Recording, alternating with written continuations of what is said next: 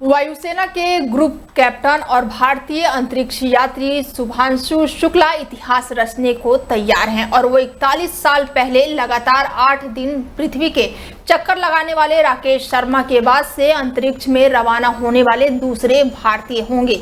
इससे पहले अमेरिकी अंतरिक्ष एजेंसी नासा ने मंगलवार को घोषणा की कि भारतीय अंतरिक्ष यात्री ग्रुप कैप्टन शुभांशु शुक्ला को अंतर्राष्ट्रीय अंतरिक्ष स्टेशन ले जाने वाले एक्सियोम 4 मिशन के लिए प्रशिक्षण 25 जून को होगा और इस मिशन के लिए तैयारियां पिछले महीने से लगातार जारी है, लेकिन तकनीकी खामियों के कारण इसकी लॉन्चिंग टाली जा रही थी और इसके बाद से इसे 19 जून और फिर 22 जून को लॉन्च करने की योजना बनी। लेकिन नासा ने सुधार कार्य के बाद सिस्टम की जांच करने के लिए मिशन को आगे बढ़ा दिया और ये पहली बार होगा जब कोई भारतीय अंतरिक्ष यात्री ISS पर जाएगा। शुभांशु 14 दिन तक ISS पर रहेंगे और विभिन्न प्रयोग करेंगे। शुभांशु ISS पर 7 भारतीय और 5 नासा के साथ मिलकर प्रयोग करेंगे और इसमें अंतरिक्ष में मूंग मेथी जैसी फसलों को उगाना और मानव शरीर पर अंतरिक्ष के प्रभाव को समझने जैसे प्रयास शामिल हैं।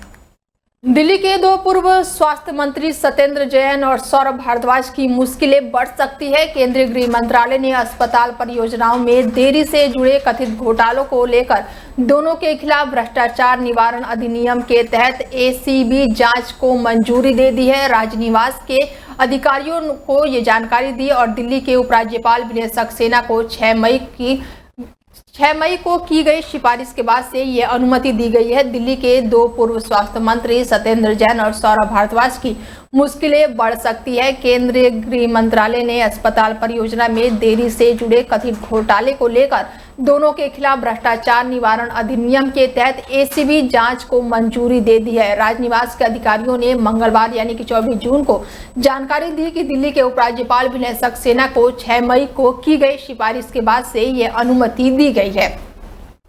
शिकायत पिछले साल अगस्त में बीजेपी विधायक विजेंद्र गुप्ता द्वारा की गई थी, जिसमें 2018 और 19 में मंजूरी के करोड़ों रुपए के 24 अस्पताल परियोजनाओं में भारी देरी और लागत में वृद्धि को लेकर भ्रष्टाचार के आरोप लगाए गए थे।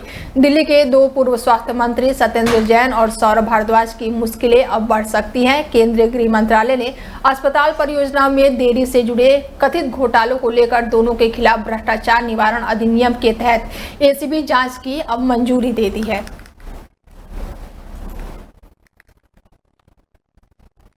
दिल्ली के रिठाला में एक बहुमंजिला फैक्ट्री में भीषण आग लग गई और देखते ही देखते पूरे इलाके में काले धुएं का गुब्बार दूर से ही दिखाई देने लगा। इस घटना में 4 लोगों की जान जाने की खबर सामने आ रही है। दमकल विभाग के मुताबिक 7:25 पर दमकल विभाग को रिठाला स्थित फैक्ट्री में आग लगने की सूचना मिली और इसके बाद से ADO अजय शर्मा के नेतृत्व में 16 दमकल की गाड़ियों को आग के लिए घटनास्थल पर भेजा गया और आसपास रिहायशी इलाके हैं जहां पर कई फैक्ट्रियां नियमित कायदे की ताक पर रखकर चल रही है, जिसका खामियाजा बेकसूर लोगों को उठाना पड़ता है। सूचना के मुताबिक फैक्ट्री में लगी आग में 4 लोगों की जान गई हुई है तो वहीं कुछ लोग घायल भी बताए जा रहे हैं। फैक्ट्री की दीवार को तोड़ने के लिए JCB मशीन की मदद भी ली जा रही है ताकि दूसरी तरफ से भी आग पर पानी डाला जा सके। फिलहाल दमकल विभाग का जमान रहना और बचाव कार्य लगातार जुटा हुआ है। आग लगने के कारणों का फिलहाल कोई भी पता नहीं चल पाया है। बता दें कि कई घंटों की कड़ी मशक्कत के बाद दमकल विभाग ने आग पर काबू पाया। मृतकों के शव को आग से निकाला गया है और घायलों को अस्पताल में भर्ती कराया गया है, जहां पर उनका इलाज चल रहा है। फिलहाल आग पर काबू पा लिया गया है।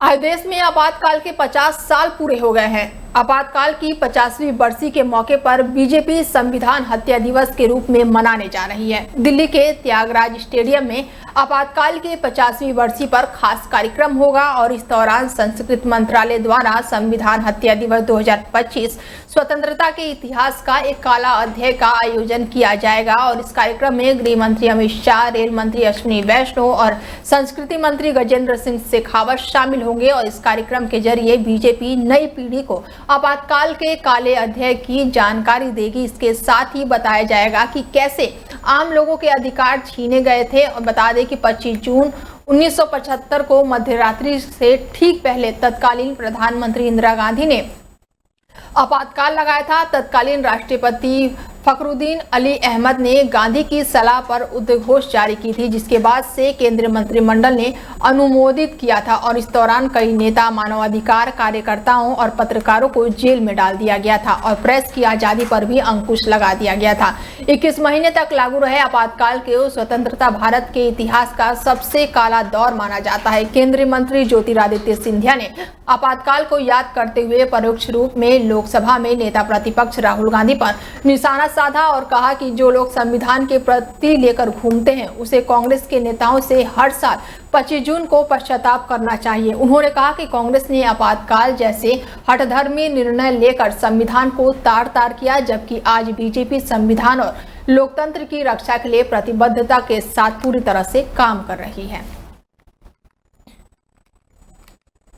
यूपी में मानसून और पूरब से पश्चिम तक अपने पूरे जोरों शोरों पर है। बीते कई दिनों से प्रदेश में अलग अलग जगहों पर बारिश हो रही है और इसकी वजह से तापमान में भारी गिरावट देखी जा रही है, लेकिन उमस भरी गर्मी भी काफी लोगों को परेशान कर रही है। मौसम विभाग ने आज तराई और बुंदेलखंड के जिलों में भारी बारिश का अलर्ट दिया है, जबकि सहारनपुर, बिजनौर, मुरादाबाद, रामपुर में मेघ गरज के साथ भारी बारिश और ऑरेंज अलर्ट जारी रहेगा। साथ ही कई जगहों पर बिजली गिरने की भी संभावना है। मौसम विभाग के मुताबिक यूपी में आज दोनों संभागों में अनेकों स्थानों पर झमाझम बारिश होने का अनुमान है और इस दौरान कहीं कहीं मेघ गरजने के साथ साथ भारी बारिश होने की चेतावनी दी गई है।